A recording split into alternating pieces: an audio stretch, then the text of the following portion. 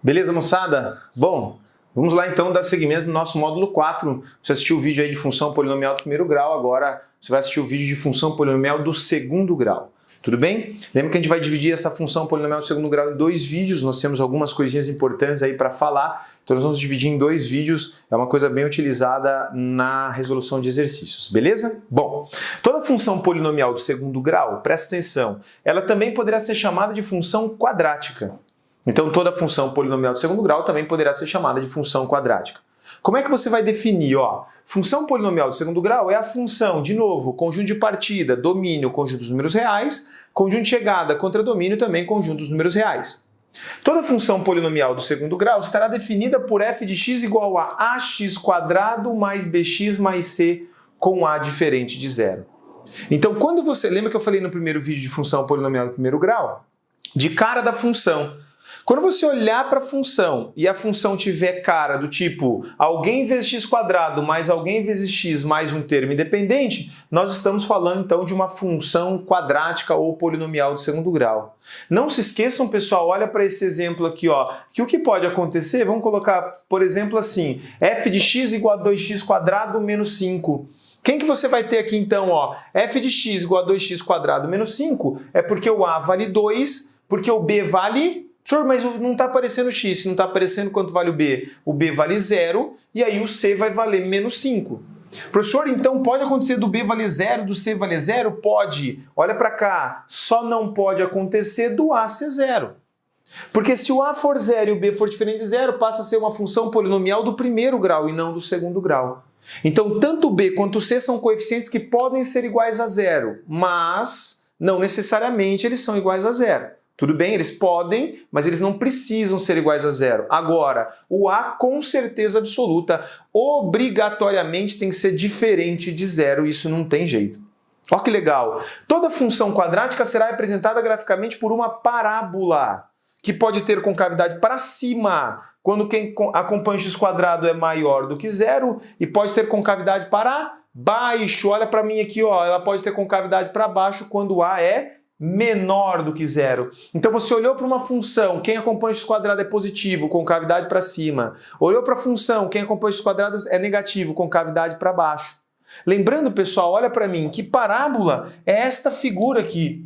Parábola é uma figura que vai ser sempre simétrica, em que o eixo de simetria, presta atenção, nem toda parábola precisa ter obrigatoriamente concavidade para cima ou concavidade para baixo. No estudo da geometria analítica, você pode encontrar parábolas com concavidade para a direita, para a esquerda, para meio inclinada. Você pode encontrar parábolas com outras concavidades. Mas as parábolas que representam funções quadráticas, obrigatoriamente, necessariamente, são parábolas que têm concavidade ou para cima ou para baixo, não tem jeito. Por exemplo, só de olhar para esta função, você já percebe, só olhar para o gráfico da função, você já percebe que o a, ou seja, essa função é uma função do tipo, presta atenção, essa função é uma função do tipo f de x igual a x² mais bx mais c, mas você tem certeza absoluta que esse a tem que ser maior que 0, porque a concavidade está para cima. Professor, o que é esse negócio de eixo de simetria? Então eu vou pegar aqui, o que é esse negócio de eixo de simetria? As parábolas que representam funções quadráticas, elas obrigatoriamente têm concavidade para cima ou para baixo.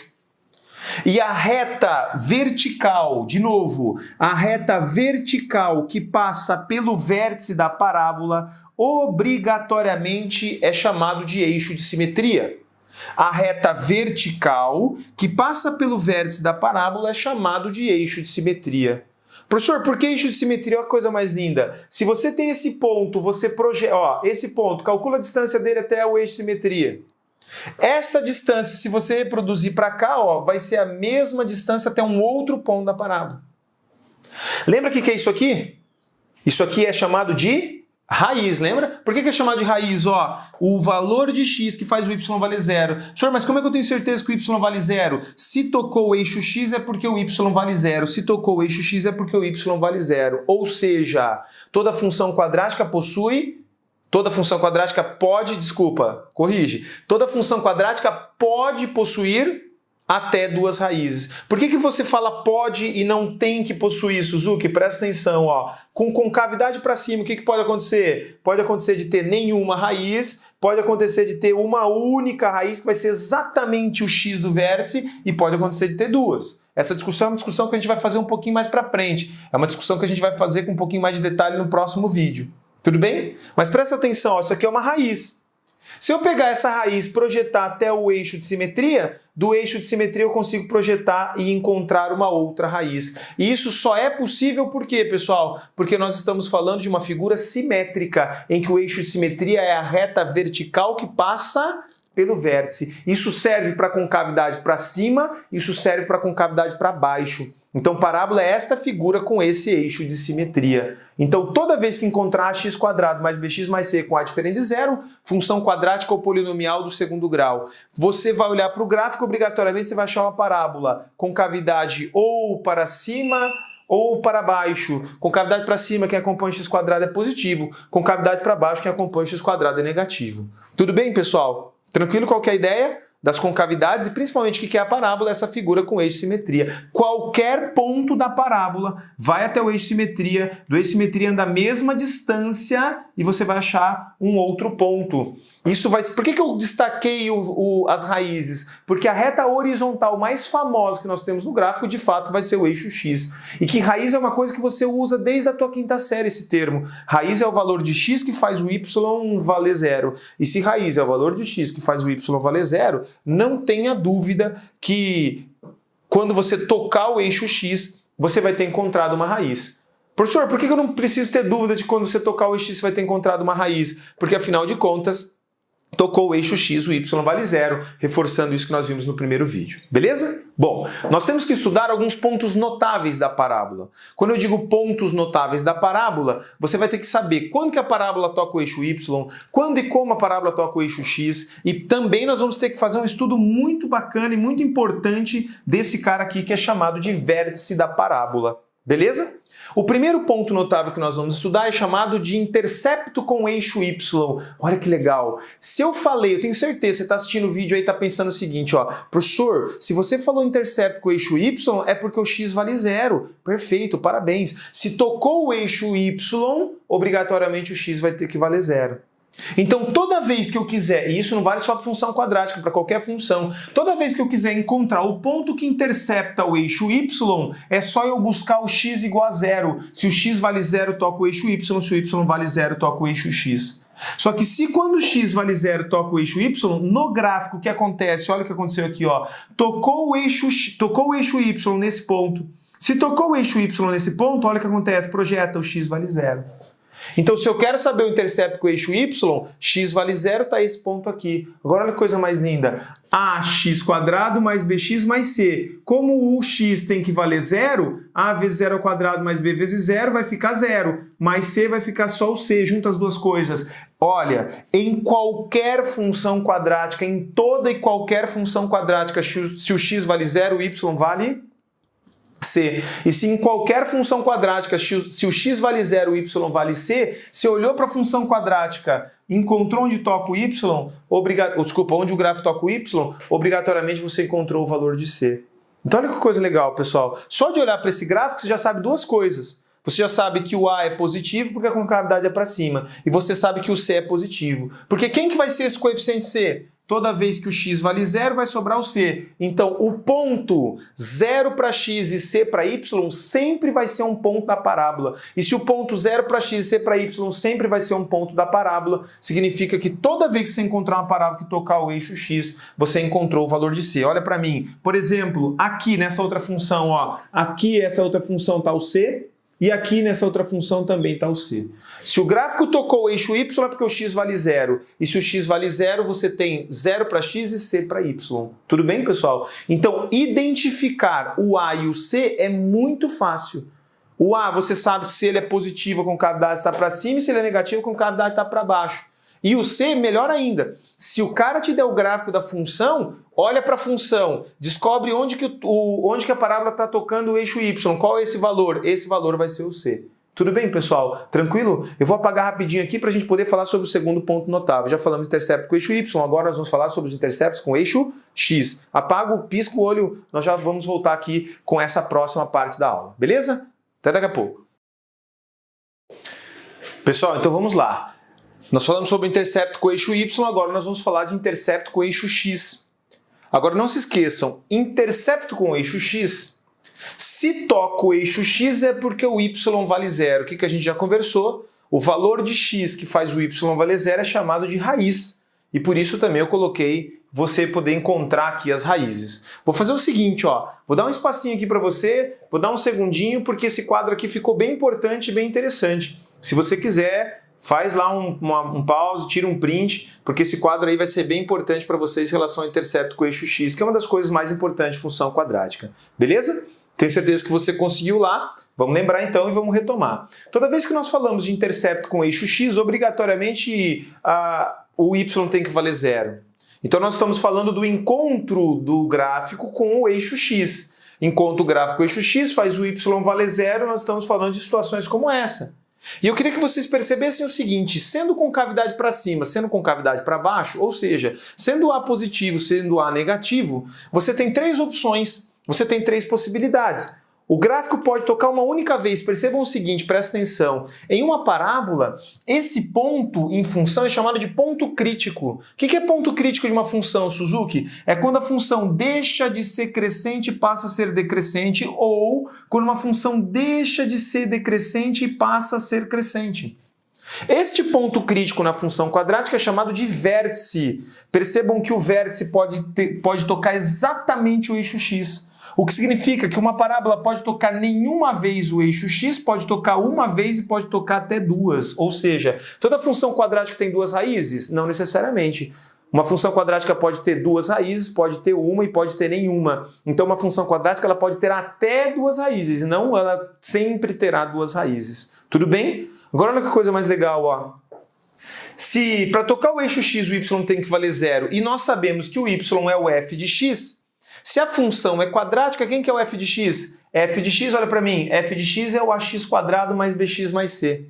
Se f de x é o ax quadrado mais bx mais c, para encontrar as raízes, ou seja, para encontrar o intercepto com o eixo x, você tem que pegar o ax quadrado mais bx mais c igual a zero.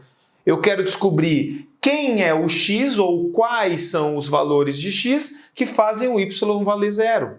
Agora olha para cá, pessoal. Essa equaçãozinha aqui, eu duvido que você não vá lembrar da sua oitava série. Você ficou mais de 6 meses fazendo isso na oitava série, que hoje é o nosso 9º ano. Olha o que vai acontecer. Ax quadrado mais bx mais c é uma equação do segundo grau. E toda equação do segundo grau pode ser resolvida ou pela fórmula de Bhaskara, mas você também pode resolver pelo que nós chamamos de soma e produto.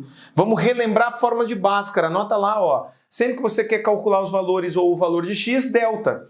Delta é igual a b quadrado menos 4ac. Agora olha que legal. Como delta você vai colocar dentro da raiz, essa é a fórmula de Bhaskara. Como delta você vai colocar dentro da raiz, você vai ter que lembrar que dentro do conjunto dos números reais, raiz quadrada de zero vai ser zero, raiz quadrada de número positivo vai ser um número positivo e raiz quadrada de número negativo não existe dentro dos reais. Lembrando que nos números complexos você pode até ter raiz quadrada de número negativo.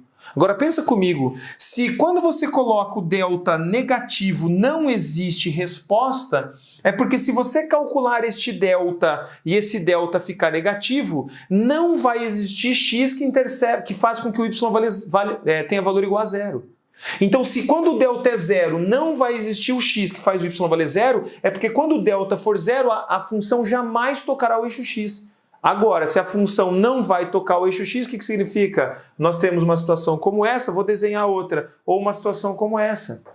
Se a concavidade da parábola está para cima, você tem uma situação como essa, para baixo tem uma situação como essa. Não pode tocar o eixo x porque o delta é o que, ó, menor do que zero. E aí então você tem a parábola toda para cima ou toda para baixo. Análise sinal, nesse caso, para qualquer x, y sempre positivo.